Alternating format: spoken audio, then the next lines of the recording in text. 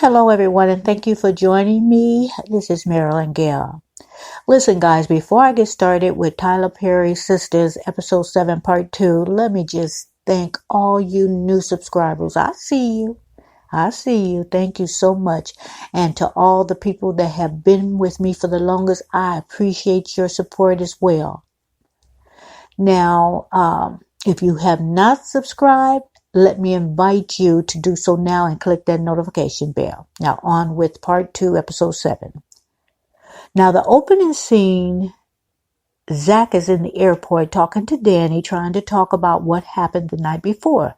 Now, if you've seen part 1, Zack had smoked some weed and he was just getting really frisky with Danny, telling her how chocolatey and soft she was and beautiful. And, and she's just looking all amazed and really, I think she's flattered. But then, let me continue. Jack was telling Danny it was the weed that made him act the way he did and say what he said. And Zack told Danny he wasn't interested in the person she was pretending to be.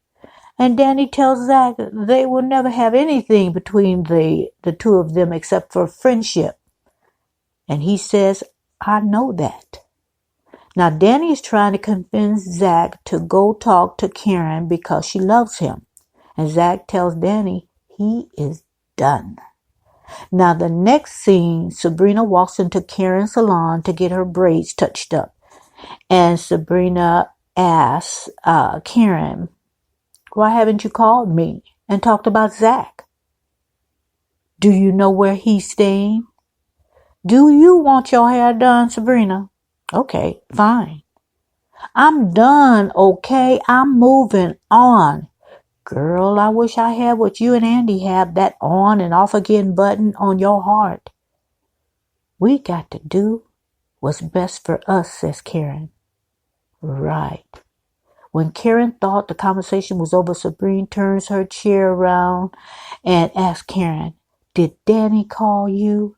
She says she wants to go out tonight. No strippers, just to dance and have fun. Fine, says Karen. But what got into you? You love to stay home.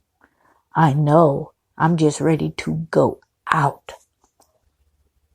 Does it have anything to do with those red panties? Sabrina tells Karen. No, Karen tells Sabrina.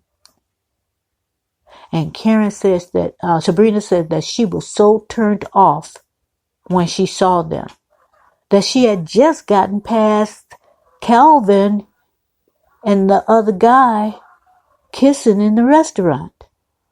And Karen tells Sabrina the reason she's in the mess is because she didn't ask him about them. Didn't he say to be honest with him? Says Karen. Go to dinner, invite him over, and ask him. I don't know if he's going to like that, replied Sabrina. Well, stay in the dark then. I don't care, says Karen. I want to know, but I feel so judgmental. Well, stay in the dark. I never saw a man wear, have you? No, but he do have a pretty behind though, don't he? Now the next scene is Carter and his wife in Andy's office. And Andy advises both Mr. and Mrs. Carter that this appointment and document signing will be videotaped. So Andy then asked his wife, are you being forced to sign the divorce agreement in any way? No, says Mrs. Carter. And you do not want an attorney to represent you? No. She looks over at her husband, Carter. He wants me to sign them, so I will. Do you want to sign? Asked Andy. No. I want to fix our marriage. There's no way to fix our marriage. What you've done, said Mr. Carter. I can try, says Miss Carter. I don't want to hear this. You should have thought about that before you... Okay, says Miss Carter. Say his name. That's Mr. Carter. Say his name. Aaron. No, that's my name. Say his name. Skip. Did you hear that, Andy? She had an affair with a man named Skip. There's no need to be rude, Mr. Carter, says Andy. Mrs. Carter says, I asked her to give us 6 months. Who? Asked Mr. Carter. The woman that you're dating. What the hell are you talking about? I went to her this morning and I begged her to give me 6 months to make this right. You went to see Karen? And he looks at Andy. Did you hear that? That she went to see your friend? Karen is your friend? Says Miss Carter. Yes. Then please beg her to leave him alone. Are you insane? I just met her. We're not seeing each other. Aaron, I see the way you look at her. Will you sign the damn papers? I love you. Will you at least give me a chance to try? I won't give you anything if you don't sign these papers right now. Sign the papers. Sign the damn papers. Okay, where do I sign? And this is Andy speaking. You aren't forced to do this, right? No. Okay. And Andy shows her where to sign. Mrs. Carter signs the papers, then her husband, Mr. Carter, signs them. And Andy tells her secretary to bring in the notary. So the notary comes in and notarizes the documents. Now what? Says Miss Carter. Andy tells her, I'll file the papers with the court and you're divorced. And we're divorced? Yes. Mrs. Carter looks at Mr. Carter and asks, now will you at least try? Sure, I am, says Carter. Thank you. When will I see you? You'll see me when I come pick up my kids. When will I see you to try? You'll see me when I can't remember the semen stain on your black blouse. And he looks at Andy, thanks her, and walks out. Ooh, child, that was cold-blooded. I'm going to call her Monica Lewinsky. That's what I'm talking about. No second chances for a cheater. But that was cold. You should have seen Andy's face like, well, I'll be damned. Miss Carter, eyes bucked, mouth open with shock. I'm sorry, says Andy. Mrs. Carter tells Andy, what have I done? The scene changes to the bank and Calvin walks in with flowers and Maurice sees the flowers and says, for me? You wish, Calvin replies and gives them to Sabrina. Now Calvin tells her he couldn't wait to see her. She thanks him for the flowers. You know, I had the greatest time last night. Did you? Yeah. You didn't? Well, no, I was just wondering because you did all the work. Because you didn't want to. That's not true. I mean, you stayed there for the longest. And guys, I am paraphrasing because I cannot say what they said and be PG. Okay, let's continue. I thought that's what you wanted. Calvin, this is not the time nor the place for this conversation. Girl, ain't nobody here. Sabrina says and looks at Maurice. And then she tells Calvin, and besides, that thing over there can read lips. That's your boy, says Calvin. Now, when she said he can read lips, that thing over there, Maurice looks at her and says, without speaking, and he just mouths it, y'all. Girl, I sure can. So she tells Maurice, go to your office and finish your audit. I can do that right here. Maurice, I'm doing it right here. And he stays right at the counter so he can read those lips. So Carter leans a little closer and looks at Sabrina and says, excuse me, ma'am, can I use your bathroom? The bathroom is for employees. Guys, let me stop. Let me do that again because I'm putting the manly voice on Sabrina and the feminine voice on Calvin, which may be one of the problems with them too. But let me just say it again. Excuse me, ma'am, Carter says.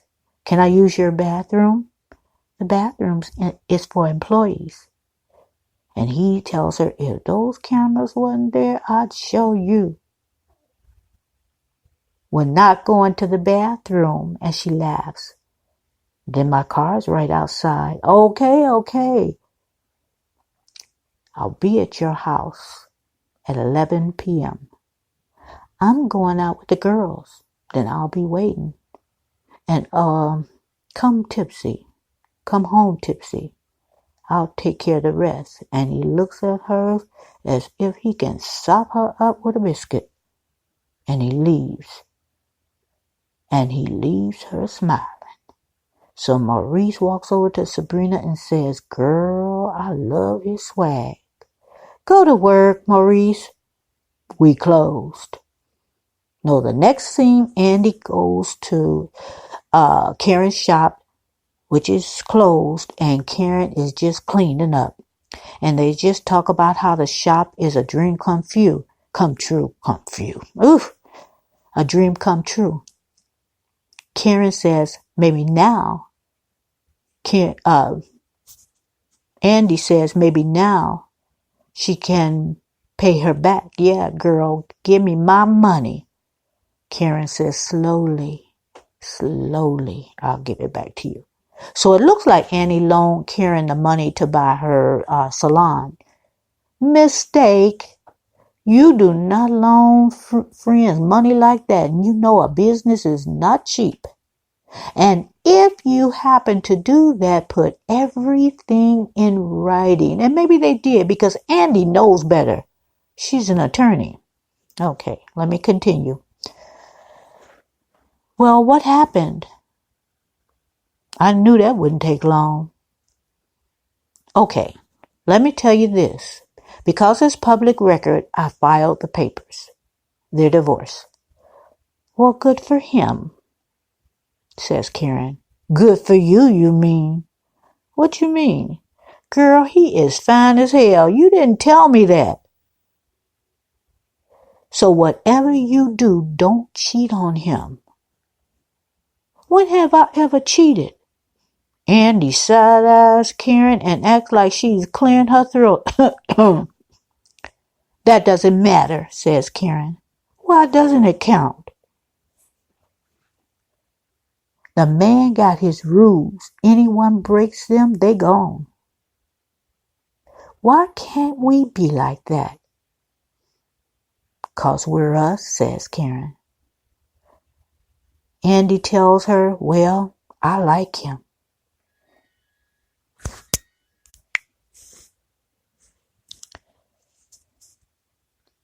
Anywho, how's Gary and his wife? I don't want to think about that. All I want to do is go home, get dressed, and meet you and the girls out. I just need a drink and time to think about things. But he did apologize for asking me to represent her.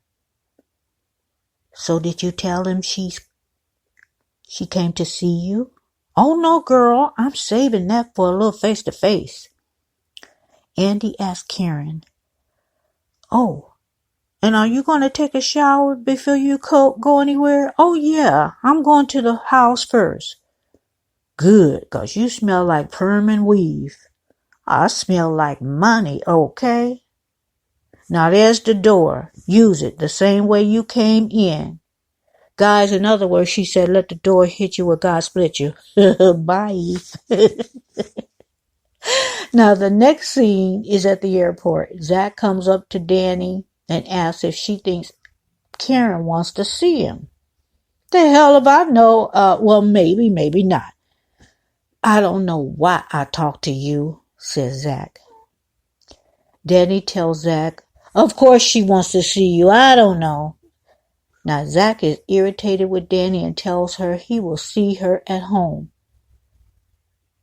Zack, don't say it like that. Like we building a home together.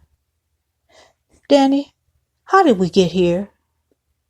I'll see you on the couch, and Danny walks out. The next scene is Karen stopping at home to change and take a shower. By the suggestion of Andy. 'Cause she smelled like perm and weave. So Carter is waiting for her in front of her house. What the hell are you doing here? I need to see you. I don't like nobody just showing up at my house. I'm sorry, but I had to tell you. Did you talk to your girlfriend? What girlfriend? Andy, the attorney. I talk to her all the time. Did she tell you I went to see her? That's attorney-client personnel. She wouldn't tell me that. That's attorney-client privilege, he responds. That's what I said. Attorney-client privilege. That's not what you said. Okay, why are you here? I needed to apologize. Okay, it's accepted. You don't know what I'm apologizing for. It doesn't matter. It does to me. Okay?